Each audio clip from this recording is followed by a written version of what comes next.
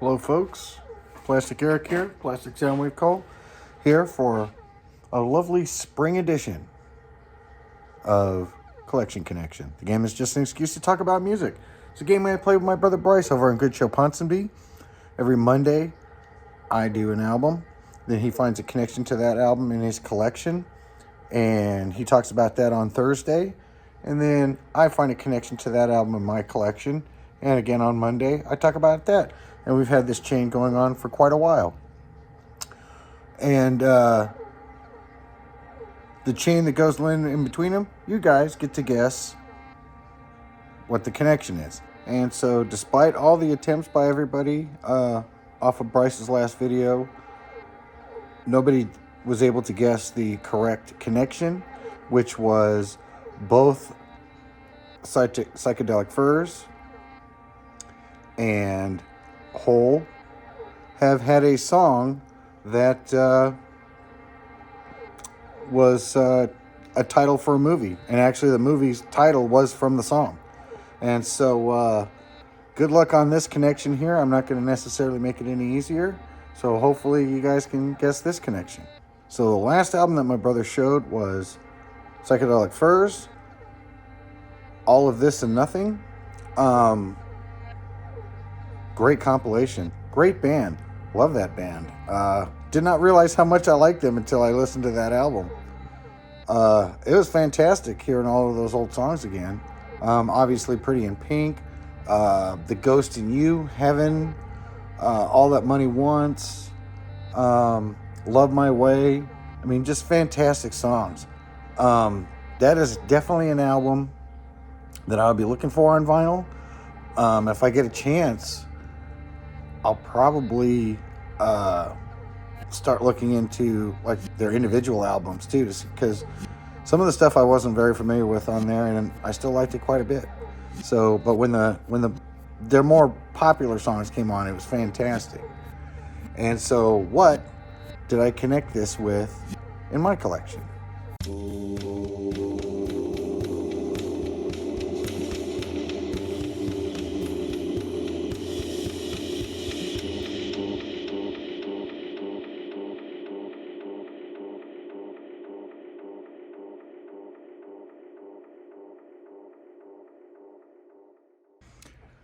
And so the album that I connected to Psychedelic Furs, All This and Nothing, Stiff Little Fingers, Nobody's Heroes, 1980, fantastic album. Like Psychedelic Furs, I was late in the game finding out about these guys. I found out about these guys about 10 years ago. Heard a couple of their songs, really dug them. This is their second album. Their first album is also fantastic. Some would argue that's the better of the two. My favoritism lies with this one. I actually lucked out. I got this little thing where they have all of the first 5 albums that they did. The other ones are still pretty good. Not as good as the first 2, not even close. I mean, this and Inflammable Materials are just absolutely spot on. The whole album is solid on both of them. But this was the one that introduced me to them. The song was Nobody's Heroes. I particularly like this album cover too, because it does look like a big old barcode. But let me see if I can do this on camera. But even Tim Tam's going to come in and help. If you look, and if I can get the angle on this, I might have to do a picture. But basically it says Nobody's Heroes. It's just really long. You can kind of see it there. But it's hard for me to tell in the camera. I might just put up a little graphic. I don't know. Maybe I won't. But yeah, if you get a chance, check out Stiff Little Fingers. Either this one, and it's a crime I still don't have them on vinyl. I want to get them on vinyl. I think I'd like to get maybe an original or maybe a remaster. I don't know. I don't know if these sounded rougher back in the day. You know, a lot of times the OGs sound pretty good. And the reissues don't sound bad, but they sound different enough to where you can kind of tell a difference. And even though I came to these guys late in the game, I like to hear like what the original sound was that they had on their vinyl. Yeah, fantastic. I mean, it's kind of, and like, I think Psychedelic Furs is, I don't know if they're still touring. I know they came back in the 2000s. These guys here have been going forever. Again, not probably the original lineup. In fact, I guarantee it. But in the end, it was a band that's kind of very 80s, just like Psychedelic Furs, and it still managed to go on after all of this time. Even though both bands started before the 80s, I believe.